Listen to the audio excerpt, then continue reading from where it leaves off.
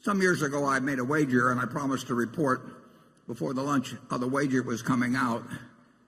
And I've been doing that regularly, but it seems appropriate, since it's developed this far, to point out a rather obvious lesson, which was what I hoped to drive home to some degree by offering to make the wager originally.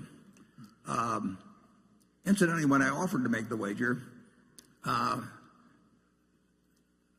namely that somebody could pick out 5 hedge funds and I would take the unmanaged S&P index used by Vanguard Fund, and I would bet that over a 10-year period that the unmanaged index would beat these 5 funds that were all being managed, presumably. They could pick any 5 funds that were managed by people who were charging incredible sums to people because of their supposed expertise. And fortunately, there's an organization called, or at least if you go to the internet, if you put in longbets.org, it's a terribly interesting website. You can have a lot of fun with it because people take the opposite side of various propositions that have a long tail to them and make bets as to the outcome, and then they both give each side gives their reasons. And you can go to that website and you can find bets about, what population will be doing 15 years from now, or all kinds of things. And our bet became quite famous on there. And a fellow I like, who I didn't know before this, Ted Seides, bet that he could pick out 5 hedge funds. These were funds of funds. In other words, there was one hedge fund at the top, and then that manager picked out who he thought were the best managers underneath, and then bought into these other funds in turn, so that the 5 funds of funds represent maybe 100 or 200 hedge funds underneath. Now, bear in mind that the hedge fund, the fellow making the bet, was picking out funds where the manager on top was getting paid perhaps 0.5% a year plus a cut of the profits for merely picking out who he thought were the best managers underneath, who in turn were getting paid maybe 1.5% or 2% plus a cut of the funds on profits. But certainly the guy at the top was incentivized to try and pick out great funds, and at the next level, those people were presumably incentivized too. So the result is, after 8 years and several hundred hedge fund managers being involved, is that now the totally unmanaged fund by Vanguard, with very, very, very minimal costs, is now 40-some points ahead of the group of hedge funds. Now, that may sound like a terrible result for the hedge funds, but it's not a terrible result for the hedge fund managers. These managers, you've got this top-level manager that's charging probably 0.5%. I don't know that for sure. And down below, you've got managers that are probably charging 1.5% to 2%. So if you have a couple percentage points sliced off every year, that is a lot of money. We have 2 managers at Berkshire that each managed $9 billion for us. They both ran hedge funds before. If they had a 2 and 20 arrangement with Berkshire, which is not uncommon in the hedge fund world, they would be getting $180 million each, merely for breathing annually. It's a compensation scheme that is unbelievable to me. And that's one reason I made this bet. But what I'd like you to do is for a moment imagine that in this room we have you people own all of America. That all the stocks in America are owned by this group. You are the Berkshire 18,000 or whatever it is that have somehow managed to accumulate all the wealth in the country. And let's assume we just divide it down the middle. And on this side, we put half the people, half of all the investment capital in the world, and that capital is what a certain presidential candidate might call low energy. In fact, they have no energy at all. They buy half of everything that exists in the investment world, 50%, everyone on the side. And so now half of it is owned by these no energy people. They don't look at stock prices. They don't turn on business channels. They don't read the Wall Street Journal. They don't do anything. They are a slovenly group that just sits for year after year after year owning half of the country, half of America's business. Now, what's their result going to be? Their result is going to be exactly average as how American business does, because they own half of all of it. They have no expenses, no nothing. Now, what's going to happen with the other half? The other half are what we call the hyperactives. And the hyperactives, their gross result is also going to be a half, right? They can't, the whole has to be the sum of the parts here, and this group by definition can't change from its half of the ultimate investment results. This half is going to have the same gross results.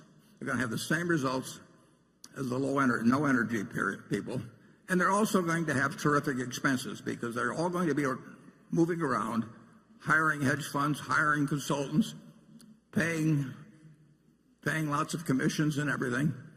And that half as a group has to do worse than this half. The people who don't do anything have to do better than the people that are trying to do better. And that's simple. And I hoped through making this bet to actually create a little example of that. But that offer was open to anybody. And I would make incidentally the same offer now, except being around in 10 years to collect gets a little more problematic as we go through life. But it seems so elementary.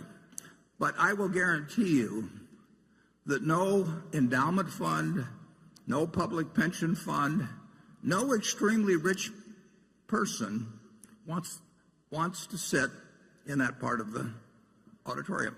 They just can't believe that because they have billions of dollars to invest, that they can't go out and hire somebody who will do better than average.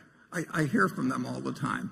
So this group over here, supposedly sophisticated people, generally richer people, hire consultants, and no consultant in the world is going to tell you just buy an S&P index fund and sit for the next 50 years. You don't get to be a consultant that way, and you certainly don't get an annual fee that way. So the consultant's got every motivation in the world to tell you, this year I think we should concentrate more on international stocks, or this year this manager is particularly good on the short side. And so they come in and they talk for hours, and you pay them a large fee, and they always suggest something other than just sitting on your rear end and participating in American business without cost. And then those consultants, after they get their fees, they in turn recommend to you other people who charge fees, which, as you can see over a period of time, cumulatively eat up capital like crazy. So I would suggest that what I felt sure, I didn't feel sure because nothing, can't tell for sure about any 10-year period, but I certainly felt very probable, or I wouldn't have stuck my neck out. It just demonstrates so dramatically. I've talked to huge pension funds, and I've taken them through the math, and when I leave, they go out and hire a bunch of consultants and pay them a lot of money. And it's just unbelievable. And the consultants always change the recommendations a little bit from year to year. They can't change them 100% because then it didn't look like they knew what they were doing the year before. So they tweak them from year to year, and they come in and they have lots of charts and PowerPoint presentations, and they recommend people who in turn are going to charge them a lot of money. And they say, well, you can only get the best talent by paying 2 and 20 or something of the sort.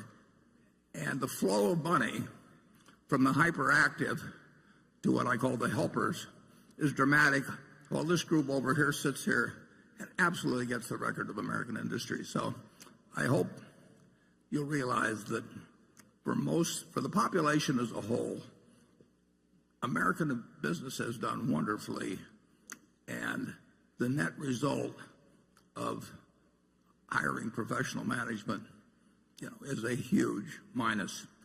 And at the bookstore, we have a little book called Where Are the Customer's Yachts, written by Fred Schwett. I read it when I was about 10 years old.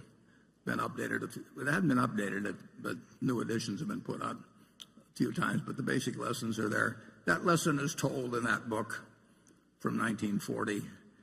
It's so obvious, and yet all the commercial push is behind telling you that you've got to think about doing something today that's different than you did yesterday. You don't have to do that. You just have to sit back and let American industry do its job for you. Charlie, do you have anything to add to my sermon? Well, you're talking to a bunch of people who have solved their problem by buying Berkshire Hathaway. That worked even better.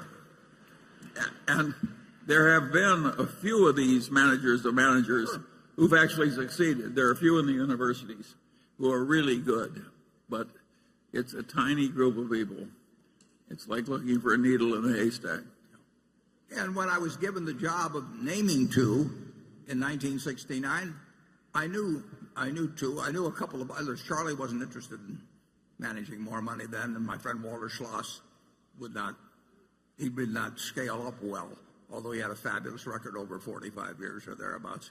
But that was all I could come up with at that time, and fortunately, I did have a couple, and the people who went with Sequoia Fund have been well served if they stayed for the whole period. But the people, there's been far, far, far more money made